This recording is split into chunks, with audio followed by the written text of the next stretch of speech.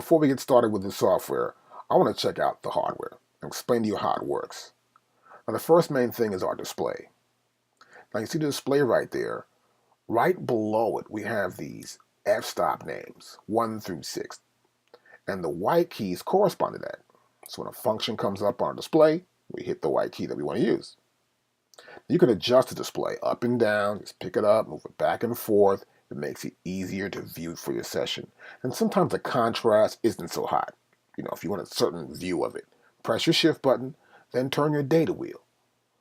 I'm turning it to the right, you're going to notice the contrast change. It'll require a lot of turns, so just take your time and get it right. But once you do, it'll be perfect, and you can keep it right there. So of course, we got our display, and right below it, you'll see here we have these F buttons. And these F buttons correspond to data you might see here in our display.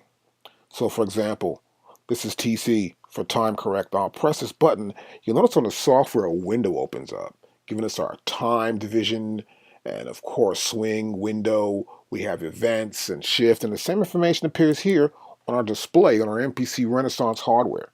It's kind of cool. So I'll close it by pressing F4. Now, not every button will open up a window in the software. We'll press F2 for click, and this is our metronome click track. We can change the count in, of course, or record, turn the data wheel, and we can do record and play for a count in again, and go back to record. We can move this cursor down, and here we have the metronome, right? And we can see that. Let's close that out. Now you can hit your pads. Of course, these are our pads right here. We have 1 through 16, and they're really great pads. I gotta admit, these are some of the best pads in the world, the MPC pads. I want you to notice something too. There are colors. Every time you hit a pad, a color turns up. But notice here, the color is red, right? Those are red colors right there.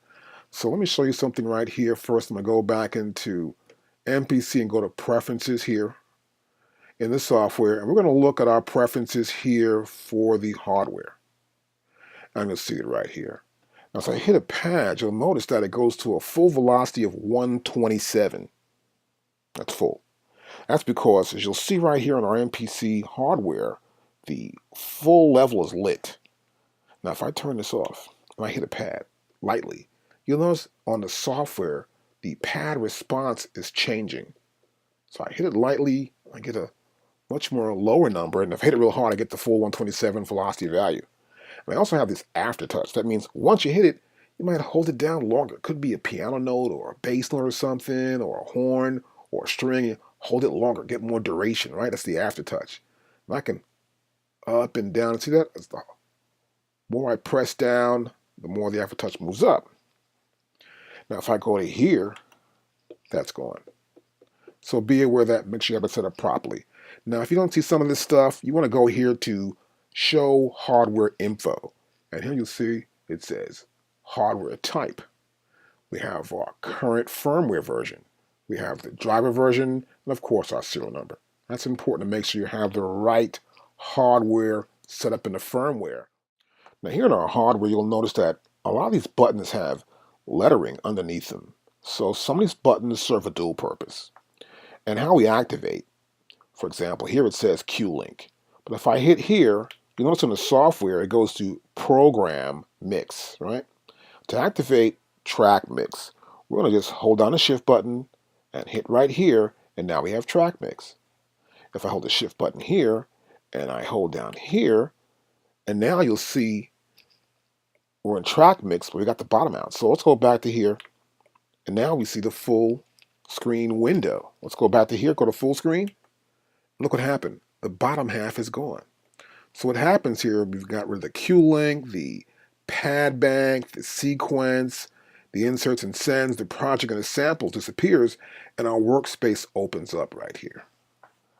Now, for example, we can also go to here, and I can change my pad banks. Now, for example, there are 16 pads here right there, right? But we have up to, let's see, 128 different sound slots.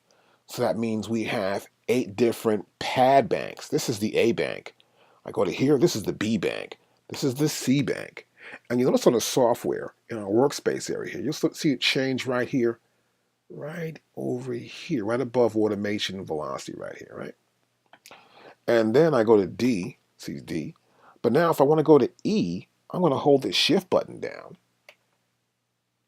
Select that button there. And now we're in E, F, G, and H.